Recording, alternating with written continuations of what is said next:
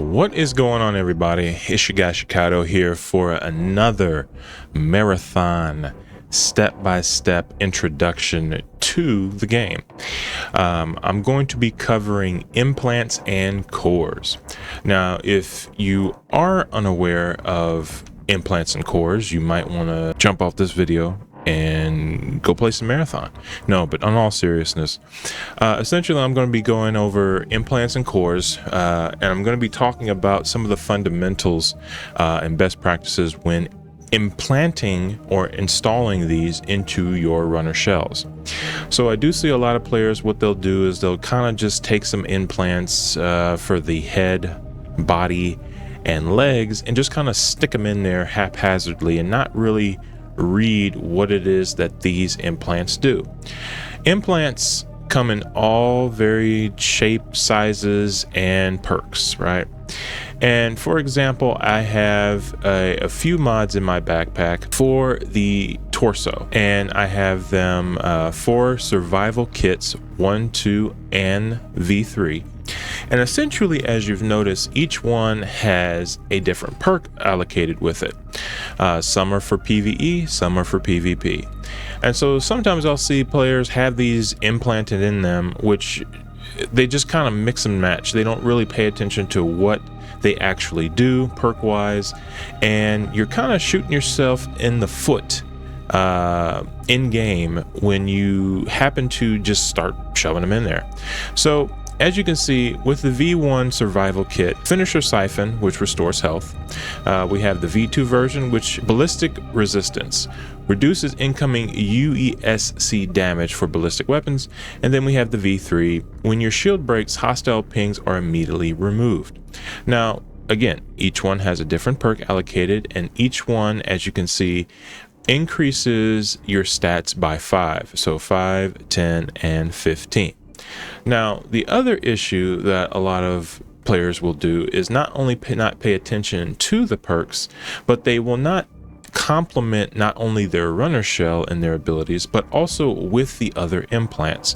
So if we're going more of a PV focused kind of build, yes, we want to build our runners for PvP, not just sticking things in places and just kind of going about our way. We want to actually complement those implants with each other when we're going around doing PvP or if we're doing PvE.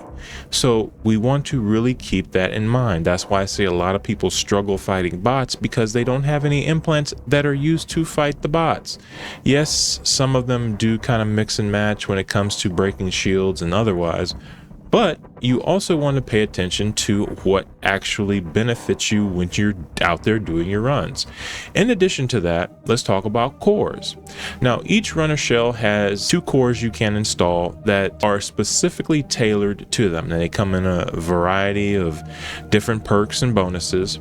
And right now I have the Thief shell, which I definitely enjoy some thief action. But essentially I have 2-1, which greed is good. When your backpack is completely full, your sprint speed and slide distance are increased. Very nice.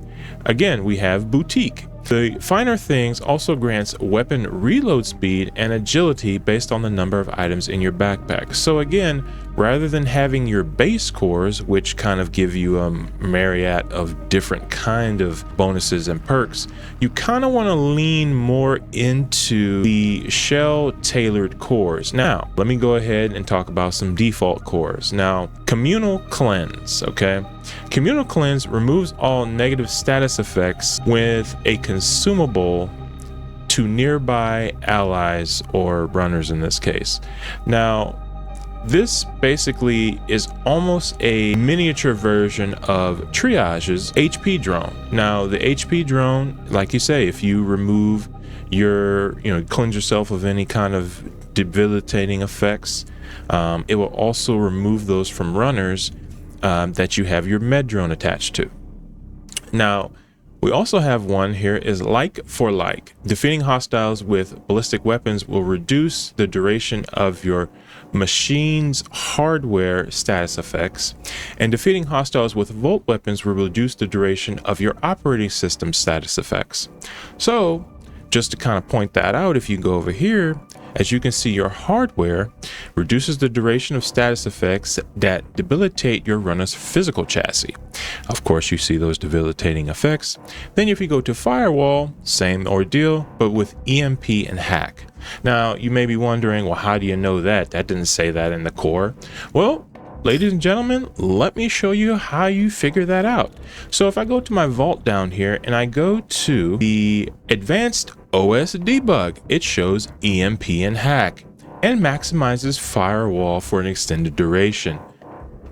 Okay, then we go over to advanced mechanical kit.